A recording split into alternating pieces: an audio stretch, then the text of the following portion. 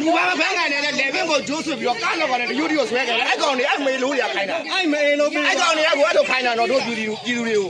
လေဘင်းကိုဂျိုးနေဆိုတဲ့အားနောက်ကနေဆွဲခဲ့တယ်စကန်နေတယ်အဲ့လိုပေါ်တာကျွန်တော်တို့အဲ့လိုပေါ်တာလို့လာခေါ်ခိုင်းတာပေါ့ဟိုမှာရောရက်နေမလဲဟိုမှာပြောပါလေ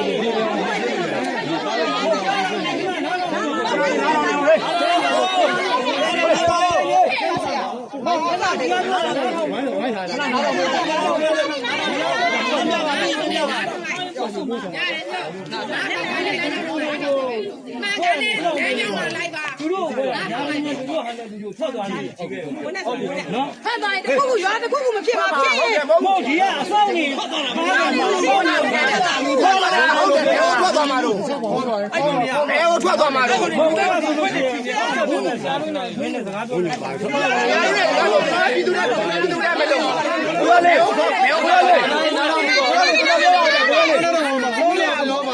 ကိုရလေးတော့လည်းပြောတာသူတို့အဲ့ကောင်တွေမြောက်ကိုထိန်းထားတော့အခုတို့ကဘယ်လိုလုပ်လဲဒီကိုရောက်လာ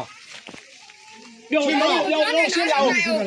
တို့ရှင်းပြအောင်တို့ရှင်းပြပါဘုမသွားရှင်းတာဘုမရှင်းပြနားထောင်ပါဒါထဲနားထောင်ပါမု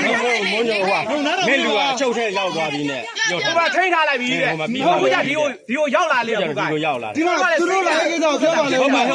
ကြောင့်လို့ပါခဲ့တာဆိုပြရှင်းပါလိမ့်မယ်နားထောင်ပြီပါနော်ခဏလေးနားထောင်ပါမဟုတ်ဘူးငါညီပြောခဏဘယ်တော့ပြောရမှာပြောလေခိုင်းပြောမင်းပြောတော့လက်ပြခါလေးပြောရပြောမုန်းညိုလေမုန်းညိုပြောတယ်ပြောရင်ပြောအခုကချမောမီဒီယာတဲ့ရငါဘက်ကပါကပါ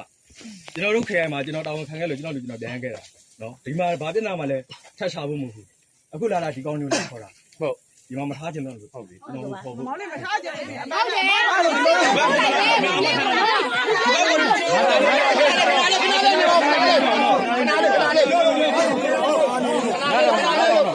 ကိုပြီးမှပြောလို့ရခဏလေးပါနော်ဟုတ်ရွာမှာပုံကြည့်မှာ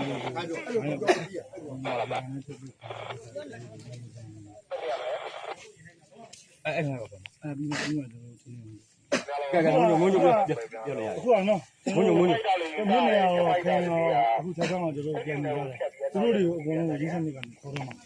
ဒီစနစ်ရုံမှာသူတို့ခမ်းမယ်မရှိတော့ယာယီလားအပိုင်းပေါ်တော့မလားဒီကိုမထားဘူးလားဒီကိုကျွန်တော်တို့လည်းမျိုးလော